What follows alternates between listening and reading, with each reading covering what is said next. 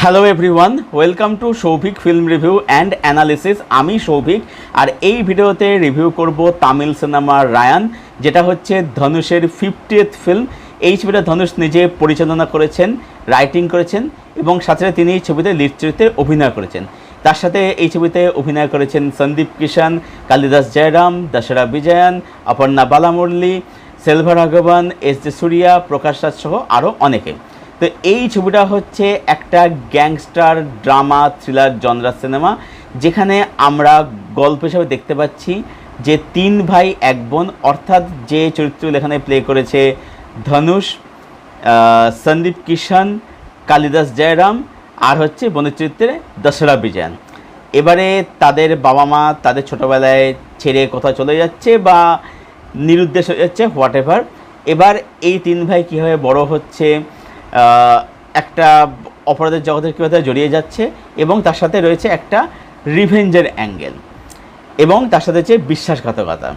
তো এর থেকে বেশি কিছু জানতে গেলে তুমি নিকটবর্তী সিনেমা হলে যাও, গিয়ে এই ছবিটা দেখে ভালো। লেংথ হচ্ছে 2 ঘন্টা 25 মিনিট। পজিটিভ দিক, নেগেটিভ দিক, আমার কাছে এই ছবিটার জন্য বেশ কিছু পজিটিভ দিক রয়েছে এবং কিছু নেগেটিভ দিকও রয়েছে। পজিটিভ দিক কী কী আছে? পজিটিভ দিক হচ্ছে যে প্রথম হচ্ছে ছবির স্ক্রিন প্লে। এখানে ধনুষ ডিরেক্টর এবং রাইটার হিসেবে খুবই দারুণ কাজ করেছে। অ্যাক্টিং তো আলাদা ডিপার্টমেন্ট, সেটা নিয়ে পরে আমি কথা বলছি, বাট যেটার প্রশংসা করতে হয় সেটা হচ্ছে যে ডিরেকশন এবং রাইটিং। সেখানে ধনুষ কিন্তু খুবই ভালো কাজ করেছে। ছবির ফার্স্ট হাফ দারুণ। ফার্স্টে যেরকম টেনশন বিল্ড হয়, টেনশনটা পুরো ছবি জুড়েই থাকে। একটা গ্যাংস্টার থ্রিলার জনরার মধ্যে যেরকম টেনশন বিল্ড করা হয়েছে সেটা দারুণ লাগে। ছবিটা একদম টান টান, ছবিটার মধ্যে ভালো থ্রিল আছে, সাসপেন্স আছে এবং সাথে সাথে এখানে ফ্যামিলির একটা অ্যাঙ্গেলে কিন্তু ধনুষ কিন্তু এখানে ছবিটার মধ্যে রেখেছে। সেটা নিয়ে পরে আমি কথা বলছি, এটা আলাদা করে কথা বলা সেটা নিয়ে, বা সেটা কিন্তু ধনুষ রেখেছে, দ্যাট ইজ ভেরি গুড।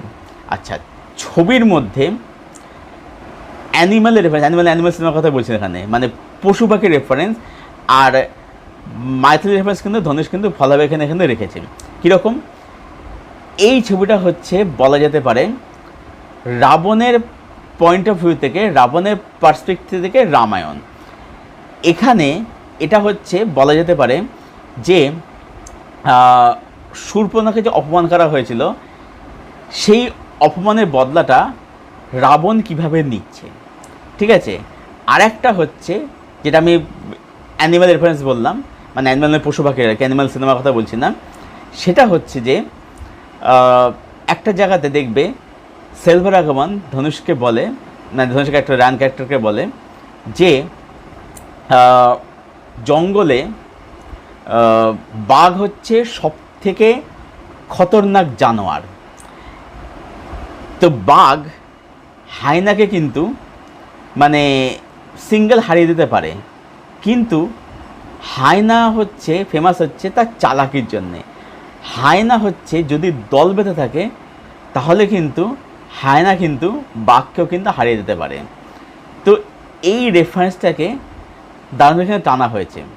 মানে এখানে যে তিন ভাই ধনুষ, সন্দীপ কিষান আর কালিদাস জয়রাম, তারা মানে একসাথে তারা হচ্ছে একটা হায়না দলের মতো, যারা একসাথে হলে বাঘও কিন্তু মানে বড় বড় লোকেরাও কিন্তু হার মানতে বাধ্য।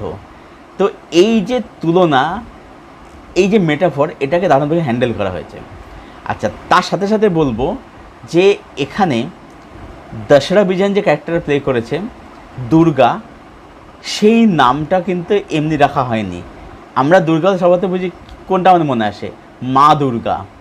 তো মা দুর্গার যে রেফারেন্সটা টানা হয়েছে সেটা দারুণ লাগে, সেটা দুর্দান্ত সেটা। তো এরকম মাইথোলজি রেফারেন্সগুলো না খুব দারুণভাবে ছবিটার মধ্যে কিন্তু আনা হয়েছে, টানা হয়েছে। যেখানে ছবির রাইটিং কিন্তু বলবো যে বেশ ভালো রাইটিং হয়েছে। এই যে এই জিনিসগুলো করেছে এগুলো দেখতে দারুণ লাগে আর কি। আচ্ছা, ছবির মধ্যে ছবির মধ্যে একটা টুইস্ট আসে, একটা বিশ্বাসঘাতকতা দেখতে পাই। কি টুইস্ট এটা বলবো না, কিন্তু সেই টুইস্টটা একটা প্রবাদকে কিন্তু ভীষণভাবে কিন্তু মনে করায়। সেই প্রবাদ থেকে বলবো না, ছবিটা দেখলে তোমরা বুঝতে পারবে যে কী প্রবাদের কথা আমি বলতে চাইছি বা আমি ইঙ্গিত করছি। সেটাও কিন্তু দারুণ কিন্তু ছবির মধ্যে কিন্তু ভাবে উঠে আসে আর কি।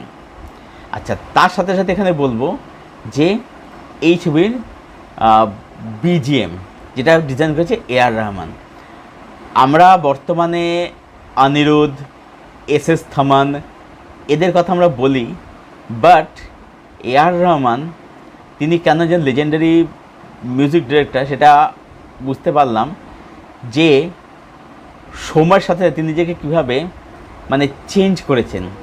মানে এআর রহমান এরকম মাস লেভেলে বিজিএম ডিজাইন করছে, মানে সত্যি অবাক হতে আর কি। এবং এই ছবির বিজিএম যেটা রহমান ব্যাপক কাজ করেছে, বিজিএম কিন্তু অনেক সিনকে কিন্তু তুলে দেয়। আচ্ছা, এবার এখানে একটা বলে রাখি, সেটা হচ্ছে যে মানে রাইটের মধ্যে এটা অ্যাড করা রয়েছে, সেটা হচ্ছে যে ধনুষের নাম হচ্ছে রায়ান। তো রায়ান কথাটা কিন্তু অনেকটা কিন্তু রাবণের সাথে কিন্তু যাচ্ছে কিন্তু। আচ্ছা, এখানে যদি ভালো করে দেখো, ক্যারেক্টারগুলো যদি ভালো করে দেখো, ধনুষ হচ্ছে রাবণের মতো, সন্দীপ কিষাণ হচ্ছে কুম্ভকর্ণের মতো, কালী জয়রাম হচ্ছে বিভীষণের মতো, আর দশরা বিজয়ন হচ্ছে শূর্পণখা প্লাস মা দুর্গার মতো। তার একটা কম্বিনেশন বলা যায় আর কি। এবার কেন, তার কারণ হচ্ছে যে দেখবে কালিদাস জয়রাম সে হচ্ছে অ্যাকশান মারামারি সব করতে পারে, বাট সে অনেক বেশি কাম, অনেক বেশি কম্পোজ, ঠান্ডা মাথা।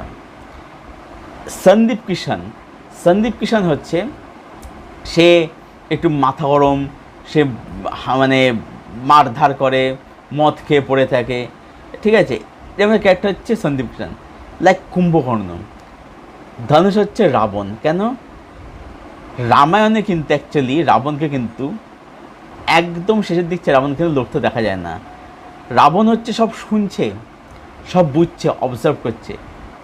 ধনুষের সেরকম ক্যারেক্টার, মানে ধনুষ যে একটা খুব ডেঞ্জার লোক সেটা আমরা ছবির শুরুর একটা শটে বুঝতে, যে রান ক্যারেক্টার খুব ডেঞ্জার ক্যারেক্টার, কিন্তু সেটা কিন্তু দেখাচ্ছে না। মানে আমরা বুঝতে পারছি যে এ হচ্ছে শান্ত রয়েছে, বাট এই যদি একটা মাঠে নামে এখানে সব কিছু উড়িয়ে দেবে একদম আর কি। তো ধনুষের পোর্ট্রেলটা ঠিক সেরকমই হয়েছে আর কি, ঠিক আছে। মানে সেরকমভাবে ধনুষকে মানে ক্যারেক্টারকে সেভাবে পোর্ট্রেট করেছে আর কি, সেভাবে ক্যারেক্টার আমি লিখেছে নিজের ক্যারেক্টারটা আর কি। এবার দেখতে যে ধনুষ যখন এন্ট্রি যখন আর কি প্রথমে দেখতে হচ্ছে কালিদাস জয়রাম আর সন্দীপ কিষাণ এন্ট্রি হচ্ছে, তারা মারধার করছে। ধনুষকে দেখতে পাচ্ছে, ধনুষ একটা ফাস্টফুডের দোকান চালায়, সেটা দেখতে ধনুষ সেখানে ফ্রাইড রাইস রান্না করছে, চাউমিন রান্না করছে, এরকম দেখতে পাচ্ছি। দেখতে সেটা সাধারণ লোক, বাট যখন তার মধ্যে যখন তার অ্যাকশন অবতারে দেখছি, দেখতে ব্যাপক লাগছে, দারুণ লাগছে, ঠিক আছে। মানে আমাদেরকে ছিটকেছে দেখে ধনুষকে দেখে। এবং ধনুষ হচ্ছে মানে এটাই প্রমাণ করে বারবার করে যে অ্যাকশান করার জন্য জামা খুলে অ্যাবস বের করে মাসল দেখিয়ে বডি দেখিয়ে অ্যাকশান করা দরকার পড়ে না, শুধুমাত্র ফেসিয়াল এক্সপ্রেশন আর চোখের কাছে যে পুল অফ করা যায়, ধনুষের তার বড় প্রমাণ। আচ্ছা, এবার আসি ছবির মধ্যে পারফরমেন্স এবং চরিত্রায়ন। এখানে ধনুষ আরেকটা ধনুষের প্রশ্ন করে একটা কারণ, সেটা হচ্ছে যে ধনুষ এখানে মানে ডিরেক্টর হিসেবে কাজ তো ভালো করেছে, তার সাথে যেটা করেছে ধনুষ কিন্তু এখানে শুধুমাত্র নিজেকে স্পেস দেয়নি। ধনুষ এখানে কিন্তু সন্দীপ কিষাণ বলি, কালিদাস জয়রাম বলি, দশরা বিজয়ন বলি, তাদেরকেও কিন্তু ইকুয়ালি কিন্তু স্পেস দিয়েছে। তারাও কিন্তু ছবির মধ্যে সমান গুরুত্ব পেয়েছে। জেনারেলি যেটা হয়ে থাকে, যখন কোনো অভিনেতা অভিনেত্রী ডিরেকশান দেয়, সে কিন্তু নিজেকে সবথেকে সে স্পেসটা দেয়, সেটা ধনুষ কিন্তু এখানে করেনি। তারাও প্রপার স্পেস পেয়েছে। এবং এখানে প্রত্যেকে, ধনুষ নিজে তো ব্যাপক কাজ করেছেই, ধনুষের পারফরমেন্স ব্যাপক এখানে, তার সাথে এখানে সন্দীপ কিষাণ তার ফুল পোটেনশিয়াল ইউজ হয়েছে, সে খুব দারুণ কাজ করেছে।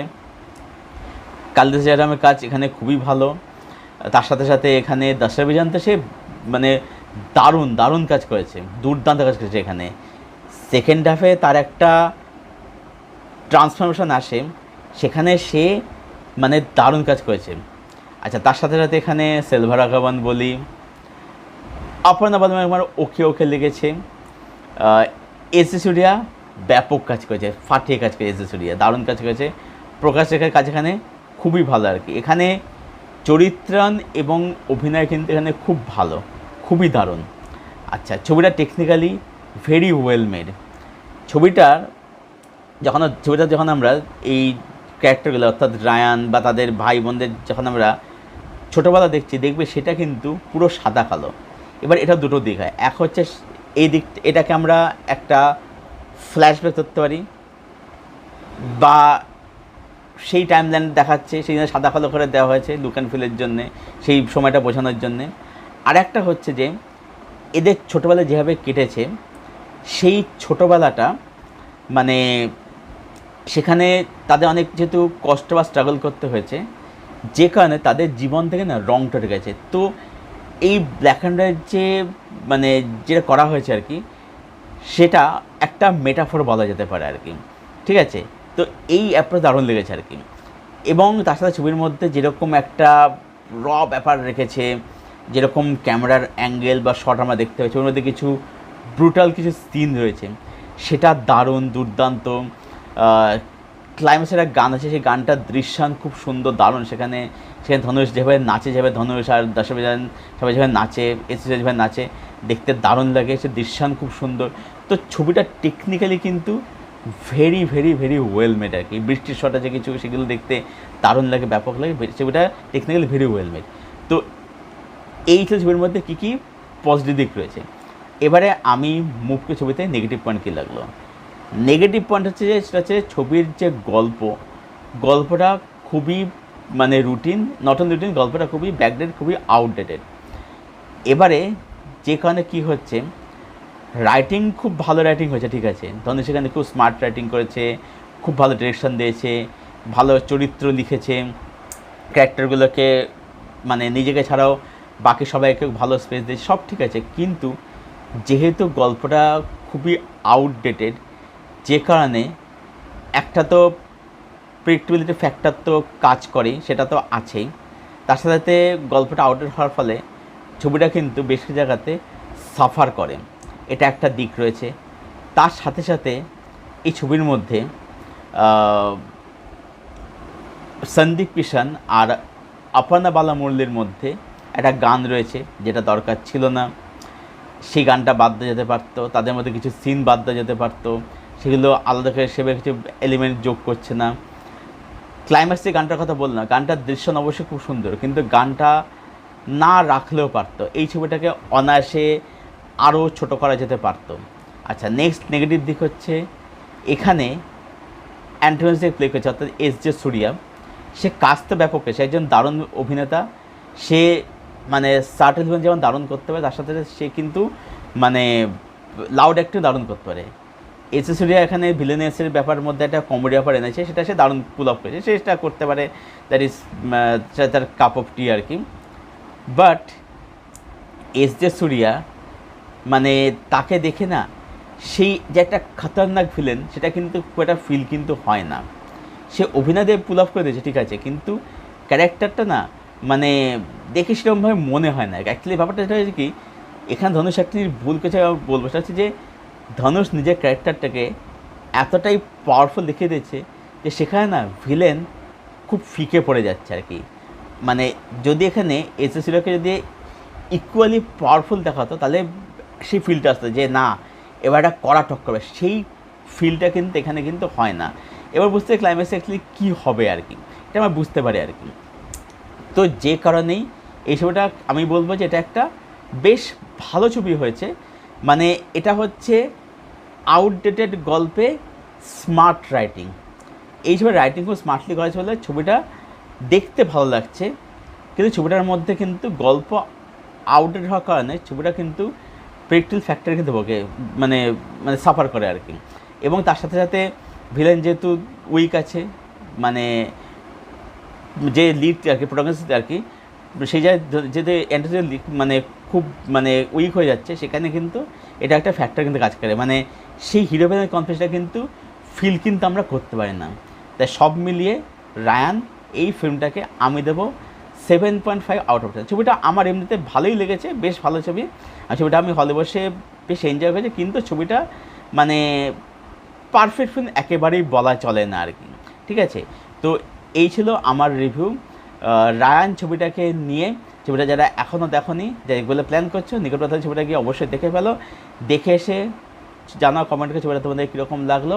আর যারা রায়ান দেখেছো তোমাদের ওপিনিয়ন কি প্লিজ কমেন্ট বক্সে শেয়ার করো, ভিডিও ভালো লাইক করো, শেয়ার করো, সাবস্ক্রাইব করো, পাশের বেল বাটনটাকে প্রেস করে দেবো এরকম আরও রিভিউ পাওয়ার জন্য। আর আমার সঙ্গে জুড়তে চাইলে আমার ফেসবুক লিঙ্ক দেওয়া থাকে নিচের ডেসক্রিপশন বক্সে, সেখান থেকে তোমরা আমার সঙ্গে জুড়তে পারো, সেখান থেকে ফ্রেন্ড হতে পারি। ভিডিওটা এখানেই শেষ করছি। Thank you for watching, thank you for support. দেখা হচ্ছে আবার তোমাদের সাথে পরের কোনো ভিডিওতে। Till then tata.